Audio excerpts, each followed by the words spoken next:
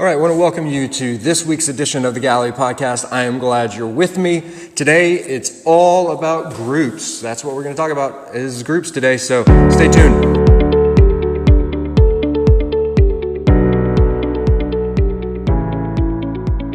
All right, I want to welcome you back to the Galilee podcast. Today is episode 19, and we are going to be talking about groups specifically and trying to answer some questions about groups. Why we do them, what are they about, try to continue to give some clarity as to groups and stuff. So that's kind of on the docket for today. As you can see, I'm in a different location. I'm trying something new here. I've even tried making something pretty behind me. You like that? Those of you who are watching the podcast, you can see that I've tried to make things pretty. But, a guy did it, so it can't be great. But anyways, I got some coffee, and I'm ready to go. So I want to thank you for joining me again this week. Last week we did not have the podcast. As some of you may know, or maybe you're experiencing this yourself, we are currently in the midst of getting back into school. For the last week was the first week for my daughter back in school. My wife's a teacher. She's been in school for a couple weeks now. But it was the first week for us to get our daughter back in school, and they have a new schedule. And we're also doing digital learning right now because that's our county. So, it was a lot of getting settled in. And so this week we had to be back because, as you can see, we're kind of back at things. Still doing digital learning, but she's with Mama today at school, digitally sitting there. But anyways, I digress. So today we're going to talk about groups. First off, let me just state the obvious. If you've been around our church, you may already know this, then again you may not, and that is just that due to COVID and the season we're in, our normal Wednesday night programming is kind of changing this fall. In the past, especially Wednesday night, in the past we've had classes, or actually we used to have a service, and then last fall we started having classes. We felt like people really engaged that. We had dinner, children's program, student ministry stuff. So, but obviously because of COVID and the concerns of that, we've had to sort of rethink it. And let me start by saying this because I think this is really important for us to understand. That happens, right? I mean, life happens, and I know that sometimes change is not always great, and quite frankly, I'm a firm believer that nobody likes change, that everyone has a change that they would hate. But the reality is that sometimes we are faced with challenges. And one of the things I'm excited about this fall is I think we get to face the challenge of COVID and doing church during COVID. And this allows us to try some new things, right? It allows us to stretch our wings in a little bit different way and see how it works, right? So I know that for some people, it's maybe unnerving, or for some people it may be scary, or quite frankly, for some people they just don't like it because it's different, and they want the way they've always done it. And trust me, I get that because there's definitely some comfort, and that's the way you like it. So but what I think is great is I think we get to sort of face down a new challenge and try some new things, try some different things, and I think that's awesome. I think that's a great opportunity for us, and so we're doing that this fall. Even though our normal Wednesday night programming and midweek programming won't look the same, that does not mean that we don't still have opportunities for people to get into the Word, to get into the Scriptures, and begin to grow, because we are absolutely committed to helping people grow in their faith. And so just because we may not have the normal thing that we used to do, it doesn't mean that we don't have options. So that's what I want to talk about today. I want to talk a little bit about those options. I kind of want to give some vision for groups. I want to help you understand maybe what they are and what they're not. Okay, let's talk about what they are and let's talk about what they're not. And then let's have some discussion about why we do them. And we're also, I want to talk a little bit about some types of groups that we have out there. Okay, so this will either be really informative for a lot of people and interesting, or it will not be. But I will have fun because I get to talk about the thing that I get excited about. And that's the first thing I want to get off my chest here, or share, which is that I love discipleship. I love discipleship. I love getting in groups, and this is one of the things that I think is true, and one of the experiences I've had with people, which is that people are different, right? I mean, God has wired people differently, and there's certain elements and things about church life that resonate or connect with some people and may not with other people.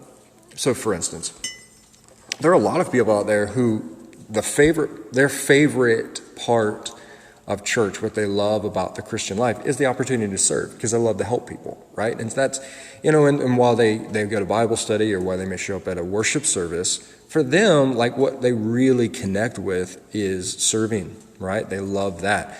And that's not net evil, right? That's how God wired them.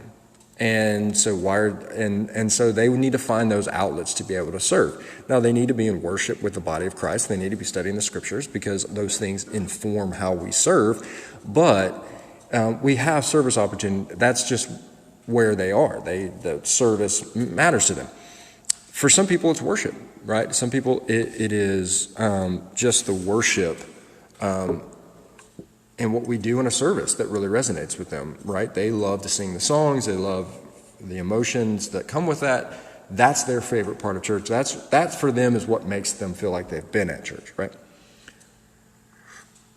So there's going to be, people who do that. For me, full disclosure, it's being in a group. I love the thing that kind of resonates the most for me is sitting in a living room around having some discussions with people about the scriptures, having dinner with people or having dessert with people, and just spending that time in the comfort of that environment.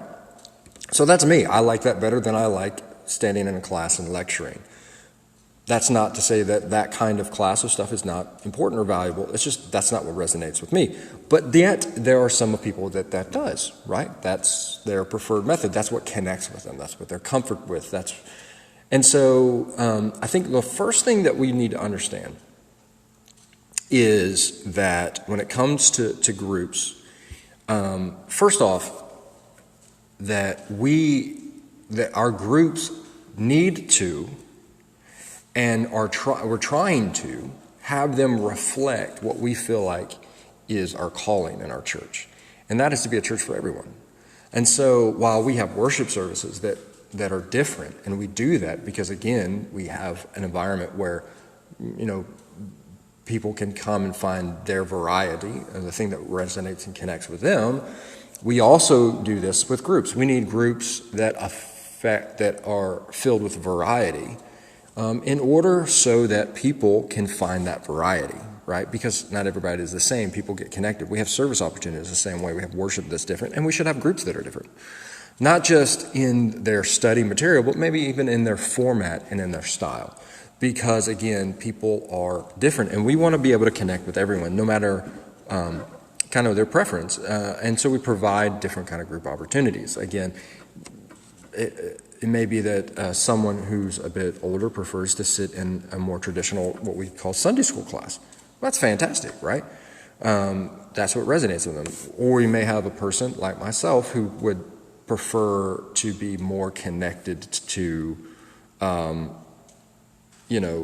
being there with others. So, we have these different options, right? We do these different things, and we want to make sure that we have these different varieties. So, anyways, the other thing that we have to understand before we talk about groups is this. I want to start kind of with a foundational thing, and that is that we have to start with the reality that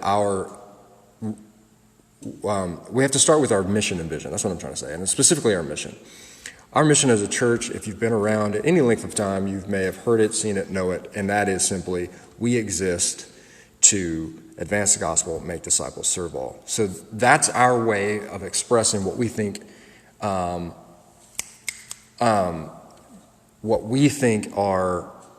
the vision that God gave us, Jesus gives us in Matthew 28, which is to go into all the world and make disciples, right? So our expression of that, how we say that, is to advance the gospel, make disciples, serve all. And that is what I always tell people is the big why. That's the big why of what we do. It's the big reason why we try the stuff we do. That is the big why, okay? And so it should answer the question, why do we do groups? Well, because we want to advance the gospel, make disciples, and serve all, right? That's why we do them. So our groups, again, are an expression of what we think is our mission as a church. And of course, Jesus tells us, Matthew 28, go into all the world, make disciples. And then he tells us two things. Baptize in the name of the Father and Son, so that's advancing the gospel, right? That's making disciples. The first half of making disciples. And then to teach them to obey everything that I've commanded you. So disciple making is not just an evangelism part, it's also a learning what Jesus teaches and learning to obey Jesus, right? So that is also why we also want to have these things. So anyways, so groups become that place where we can actually do that, right? Groups become that place where we can actually learn to follow Jesus and learn to be, and where we make disciples. Because, you know what, the reality is again, our vision, our mission as a church is we want to make disciples. We do not just want to make people who show up, right? Not just members. There is a difference between a member and an actual disciple, okay? There's a difference between an attender and an actual disciple, okay? And so we want to make people who truly want to follow Jesus and learn to obey him. And that's where groups, as I've tried to say, come in. So let's start with, I want to talk about what a group actually is. Okay, I want to talk about what an actual group is. And I want to give us a definition. And the reason why I want to give us a definition of groups is because I think it's important that we understand what we're talking about, and that definition helps give us a vision and understanding of what a unified vision of as to what we're doing. Like, what is a group? And that helps us sort of fit and understand and have this common view and vision of how disciples are made, and brings us all together. And I want to do this so that people understand this. Okay, so here's the thing I want you to know about groups. Okay, here is how I'm going to define. We're going to define a group, or what we're going to be calling connect groups. And let me back up for a second. So over the few years, we've had different names: connect groups, Sunday school, connection groups. What we're doing moving forward is we're now bringing all of that stuff under a new heading and a new name called just connect groups. Okay, just connect groups, because we believe that disciples are made when they're connected. Okay, so that's part of that vision that we're trying to live out. And so we're bringing all of these different classes and groups underneath the umbrella of connect groups, because again, we want to have a shared vision of what we're doing. We also want to make it easy to communicate. We want to make it easy to tell people and help people. If they can understand what we're talking about, they can then get plugged in better. So it becomes easier for us to communicate, it becomes easier for people to understand, and it becomes easier for people to then get plugged in if we try to put everything under a common sort of thing. So moving forward, we're bringing everything that classes and groups and stuff from a discipleship standpoint under the umbrella of what we're going to call connect groups. So what exactly is a connect group? And that's where I want to define. Okay, I think I've got myself, my brain is running in three different ways. I think I've got myself where I want to be now. So a connect group is a group where people connect for meaningful relationships around God's word. Okay, so a connect group is a group where people connect for meaningful relationships around God's word. This is important. Okay, so that's how I'm defining and how we're going to define what a connect group is. So what is a connect group? A connect group is a group of people who are connected, where people connect for meaningful relationships, and they do so around the scriptures. Okay, so there's some important things that I want us to understand. Number one, let's talk about what that definition does not say. And that's important. Okay, what does our definition not say? I want you to notice right at the very beginning that definition is rather broad, and that's on purpose. Like it's on purpose. And so there are things that definition doesn't say, not because they're not important. They don't say it because if we define groups too narrowly, then it begins to get convoluted. So if we open things up, we allow people to and give a broader definition. If we start to be too narrow, then people begin to feel like they can't be as involved. Because here's the other thing too, like if we narrow down our definition too much, then people may not want, if a group means that I've got to sit in a house and lead a discussion, I don't want to participate in that. That's not what resonates with me. Or if a person says, well, I want to lead a group, but I don't want to lecture. I don't want to be a lecturer. I just want to I want to have people in my home, but I can't. Then they can't, right? So it begins to sort of keep people from evolving. But if we have a unified vision and a broad enough definition, people now can sort of find their own way. Oh, I can do that, right? A connect group means being with people in meaningful relationships and doing so around God's Word. Man, I could have a connect group at my work with people that I work with because we can start to have meaningful relationships and I can bring in God's Word and I can begin to teach them the Scriptures and teach them whether to obey Jesus for the first time or to help them continue to follow Jesus, right? So it's important you notice what is not mentioned. Here's some things that are not mentioned in our definition because I don't want our groups to be so narrowly defined that people can't get in them. So number one, notice that it is not about a number, right? It's not about a number. We're not saying that groups are small. We're not saying that groups are large. Groups has come in all sizes, right? Some are small, some are large. Some have 3, 4, 5, 8, 10 people. Some of them may have 30 people in them, right?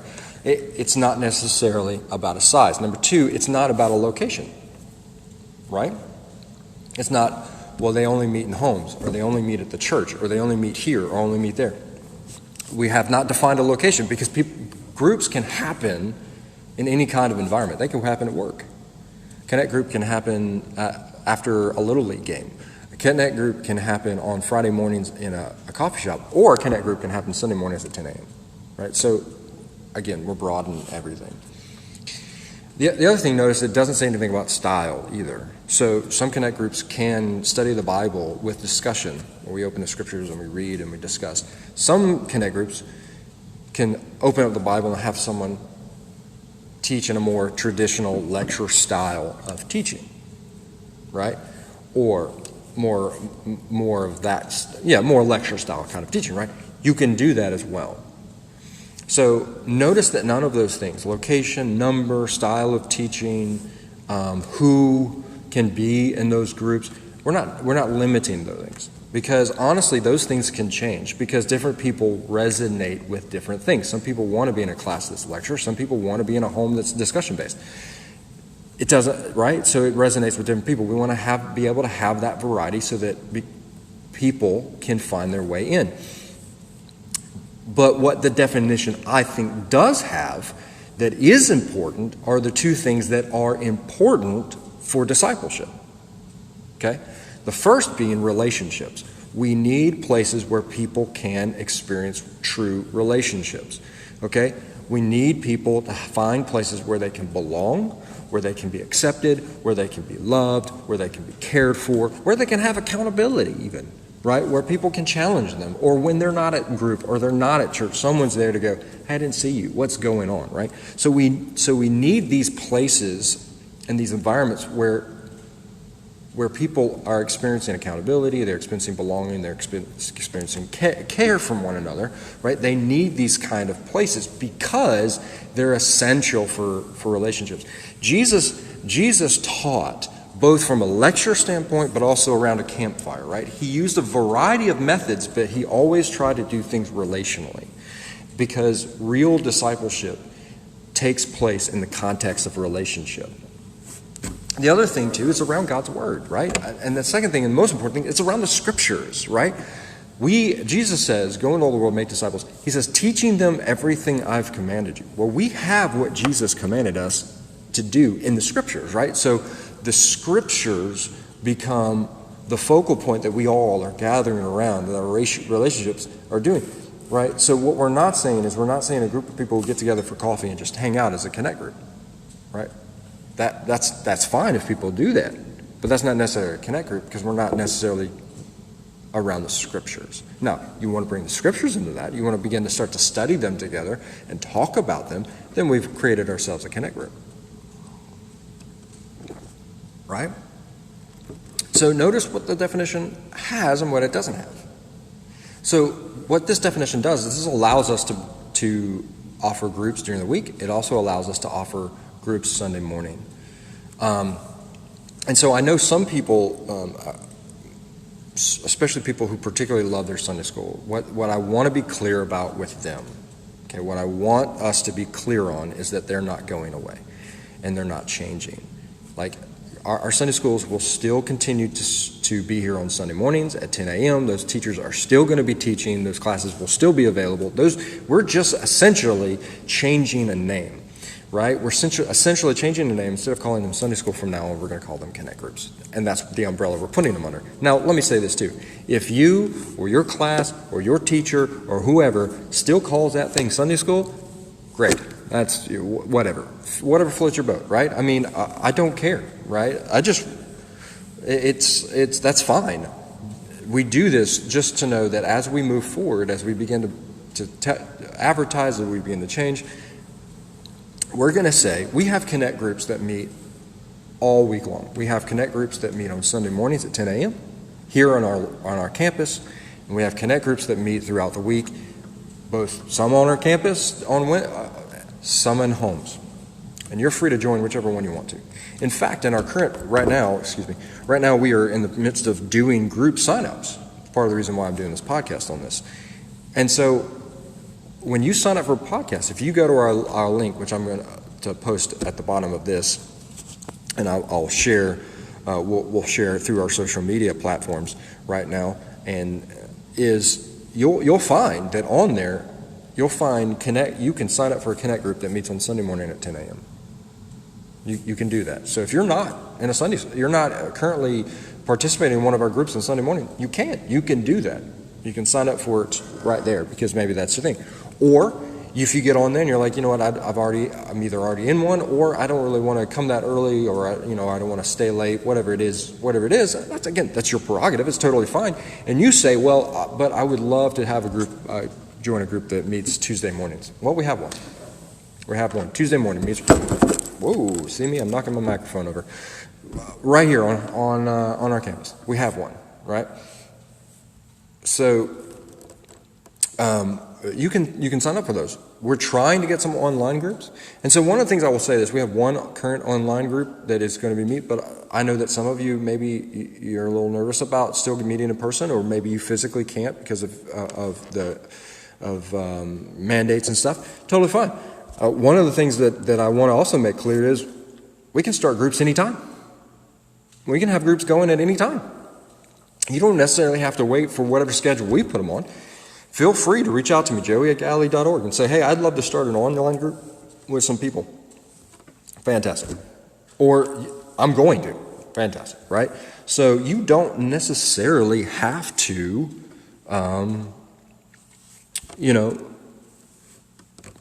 wait for a particular time. Even though those are the groups we have currently, we'll gladly add more groups. We'll gladly get those out there, and people can be able to check them out. So, all right.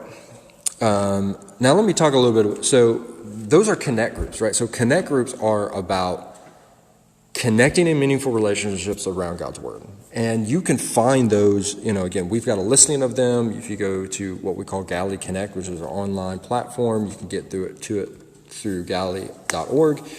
If you can either log in, you don't have to log in. Right on the front page, login page, there's a group section. It says Find a Connect Group. You can click on there, and it'll give you all of our current groups that are meeting, all of our groups that are currently available for you to join. Okay? And so you can do that right now. You can go and do that today. You can stop this thing and go on there. and do that. So, or you can just log in and you can also look at groups. Now, let me say this, really want to make it important, is specifically some of our groups, non-Sunday morning groups, okay, because our Sunday morning groups, because they are here on our campus, because they have a bit more space, we can apply more people. But be aware that a lot of our in-home groups have limits. Okay, so because of social distancing and the like, we want to make sure that our groups are respectful to the guidelines set to us by the government and by our health officials. So our groups have limited space for in-home. That's in-home groups have limited space. And so, you want to make sure that you sign up quickly, because once space is full, that group will close. Okay. And so we want to make sure you know that. We want to be respectful to our health officials and the guidelines they've asked us to do. At the same time, we want to be respectful to the fact that there are people in our church that are concerned, have concerns, and want to make sure that we and our groups are safe environments that they can participate in. Okay, so because of that, our groups have limits. Our groups also have been given a set of COVID-19 safety guidelines, things that we're going to ask groups to follow while they're in there. Okay? And mainly those guidelines have to do with the possibility and potentiality of someone coming in contact or being exposed, and how we'd like for those to participate, or how we'd like for them to act in case that happens. Okay. Now, as of now, let me just say this, masks are optional for groups, both in person here at the church or in person in someone's home. We're going to allow groups to and individuals make that free choice. They can either wear it or not wear it. I would say to you, especially if you're a leader, but anyone in our church, to be mindful of the fact that other people around you may not feel as comfortable with people not wearing masks. So if a person in their group expresses that concern, I think the right thing to do for us as followers of Jesus is to lovingly respect our brother and maybe do what they've asked us to do or whatever. But anyways, that's for groups to decide, individuals decide, and I would just simply say that, as I said a few weeks ago, I think this applies for groups, and I think it also applies for social media, which is that in all things love. Right? In all things love, we need to be loving and gracious to one another. This is a non-salvation issue, so let's be respectful to one another and loving towards one another. We can have difference of opinion on this. It's fine. Okay? Now, let me address another thing, too, I want to share with you guys about students and children. Now, first off, for those of you who have students and children, you may already know this stuff, but I do want to go ahead and say real quickly. First off, our student program, Galilee Student Ministry, led by Mr. Brian LaRue, they are having programming here on campus Wednesday evening, 6:30. Now, Brian has done everything he can to make sure that environment is safe and within the guidelines, again, to respect our health officials and what they've asked us to do. If you haven't been on our gym lately, it's quite cool. He actually has daped out this really cool grid where chairs fit in those grids, and they are 6 feet apart. It's actually quite cool what he did. I commend him for taking the time to do all that. So anyways, that's number one. The other thing, let's talk about children in nursery, specifically children if you've got a kindergartner through 5th grade. Excuse me, I want my coffee. We are not having those children's programs as we have through the fall. We've chosen not to do those. But listen to me, that does not mean that we don't have options for children. So a lot of first off, if you're here on Sunday morning, we have children's programming, right? If you're here on Sunday morning, we still have some of those children's programs, so you can bring your child, they can participate in those. If you are in an in-home group, then again, when it comes to childcare, what we're doing is we're allowing, again, groups and individuals to make that decision for themselves. So we're asking our group leaders to get in touch with their group and have some conversation about childcare. How are you going to handle it? If you don't want it, if our leader in the group decide that they don't want to have it, then that's the prerogative of the group. If the group wants to have it, because maybe they need to, they can choose to do that. Now, here's what we'd like to do is we'd like to provide children's material for childcare. So if your group is like, well, we're going to have our kids with us, we need to know what to do, and you'd like to find a way to do it, I want you to know that we have committed to providing, our children's ministry is committed to providing material for you and for your children. That's true, period. So even during the week, maybe you're not in a group, you can also do that. But we are committed to providing you material so that your group time can also be beneficial for your children. Okay? And let me just get on this rant for a quick second, which is, please remember that the children's ministry and student ministry is a tool for us as parents to disciple our children. They are not the be-all, end-all for discipling our children. It is not Brian nor Colin's responsibility to disciple our kids. It's not. It's not. Brian is not responsible for Addison Reese Dermeyer. It's not. Colin, not responsible for Addison Reese Dermeyer. Okay? When I stand before Jesus at the end of my life, he's not going to look over at Colin and be like, dude, you didn't do your job. You really messed this up. He's going to look me dead in the eyes because I'm her father. Okay? So, parents, listen to me. You and I are the main disciplers of our children. Not Brian, not Colin, not the church. You are. And so, while I love our children's program, I think our guys do a really great job. And I realize that this season is going to be challenging because of the simple fact that we don't have, we're not having that children, especially K through 5th grade. This does not mean that this is a season in which your children cannot grow spiritually. It just means that we as parents are going to have to step up our game a little bit, probably. We may have to take a little things by the bull of our horns and take some responsibility and say, you know what, maybe I can't use this particular tool right now, but I can use another one. And again, our church, because our ministries are tools for you to use, we are trying our best to make things available so that even during this season, you can use them. So if you would like to get some of that, just email Colin@Galilee.org. He will be glad to follow up with you. He will be glad to provide material, a weekly discussion guide and Bible story and stuff for that for your children, whether you want to do that at the dinner table with your kids or you guys want to do that in your groups. Now, again, Sunday morning, we still have all of our programming and that stuff's back up and running, and so you're welcome to join those as well. All right, one last thing I want to cover, and then I'm going to get off this podcast for today. And that is something new that we're calling discovery groups. If you've been around, you may be familiar with something called Discovering Galilee. It's a class that we offer to help people who are new sort of find their way into our church. And it's really kind of like a front door welcoming thing to allow people to get in. It's been wonderful. One of our elders, Tom Kimmel, put that together many years ago. He did a great job. It's loaded with a lot of great information. One of the things that we're doing, that we're sort of beta testing, it's a beta test, starting this September, is a reformatting of that Discovering Galilee into what we're going to call discovery groups. And these are, again, groups of people. They're going to meet Monday evenings. Right now, we're going to meet Monday evening, 7 o'clock, online.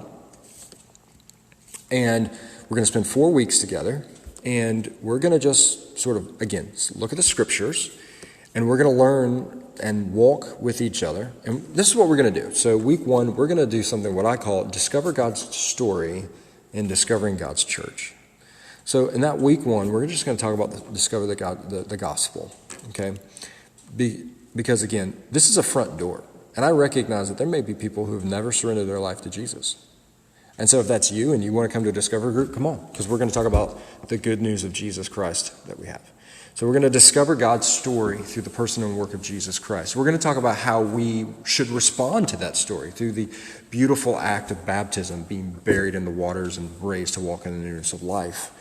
And then we're also going to talk about how we as a church remember that story weekly through something called communion, right? And then we're going to discover a little bit more about our church, our mission, our vision, why we do some of the things that we do, okay? And what does it look like to partner with us in that mission, okay? Something we call membership. Week 2 is all about groups. We're going to talk about getting connected and the importance the scriptures call us to being connected to each other in meaningful relationships and to be connected in the scriptures. We're going to talk about connection. We're going to help people find groups that are available, help them get plugged in, help them sign up for those groups right away if they haven't already. The third week is about service. We're going to talk about our shape and how God has shaped us to serve and what kind of spiritual gifts and what kind of passions and what our personality and our experiences and how God uses all of those things in order to serve. And so we're going to also share opportunities that people may have to serve and may have to actually be able to do things, right? And then lastly, we're going to talk about reaching, and we're going to talk about our campaign to reach one. Because even though that was last year's big focus, that campaign hasn't gone. We're still about reaching one. And so we're going to learn how to reach people by sharing that same story of God through the person and work of Jesus. We're going to learn how to begin to pray for those people and make a list of people in our life who need to hear that story that we learned about in week 1. And so we're going to begin to come out of that week committed to praying for those people and sharing the love of Jesus with those people. So those are things called discovery groups. Like I said, we're beta testing those things this fall. I will let you know how they work out. I'm really excited about them. I think they're going to be really powerful. We have some people who have already signed up for it. And if you signed up for it and you're watching, it's a beta test. Give me a little bit of grace because I'm going to throw some things at you and I'm going to critique them at the end, see what works, what doesn't work. And then we're going to continue on from there. So I'm very excited about those things. Anyways, I'm going to sort of wrap up this podcast because I've left you long enough. And I could spend a lot longer time talking about groups. But anyways, I'm glad you took the time to join me. What I want to encourage you to do right now, go to Galilee.org, click on the Galilee Connect tab, or the Connect tab. Let that pull up Galilee Connect. If you're not already in a group, whether it's Sunday morning, if you're in a Sunday morning group, fantastic. If you've already signed up for one of our other groups, fantastic. But if you haven't, I want to invite you to go right now. Go look at those, try to see if there's a group for you, right? See if there's a group that fits your schedule and that you want to try. Let me say this. If you're a member of our church, you don't see a group maybe that works for you, please contact me, joey@galilee.org. I want to help you get that group started, help you find a way, because we can start a group. These are not the be-all, end-alls. We're going to be starting groups all the time, so let's do that. So get to me with that. And also, if you're someone who's new in our church, and I want to thank you for taking the time to watch or listen to this podcast, whichever one you're doing, if you want to do that, I want to invite you to please, you can also sign up for one of my discovery groups through our same link that I will post in the description below, and I'll be sharing on our social media platforms to be able to sign up for groups. You can also sign up for a discovery group there as well if you haven't already received an email from me inviting you to sign up. So those are it. I want to thank you for joining me on another week of the Galilee podcast. I'm excited to be back. I'm working on thinking through some new content. Always reach out to me, joey@galilee.org. Leave a comment or a thought below if you're watching this online. If you've got any questions or concerns, I am available. I want to make sure that everything is clear, and I don't want anybody to feel like I don't want anybody to get the wrong idea. So if I can help clarify anything, again, please reach out to me, and I will see you next week here again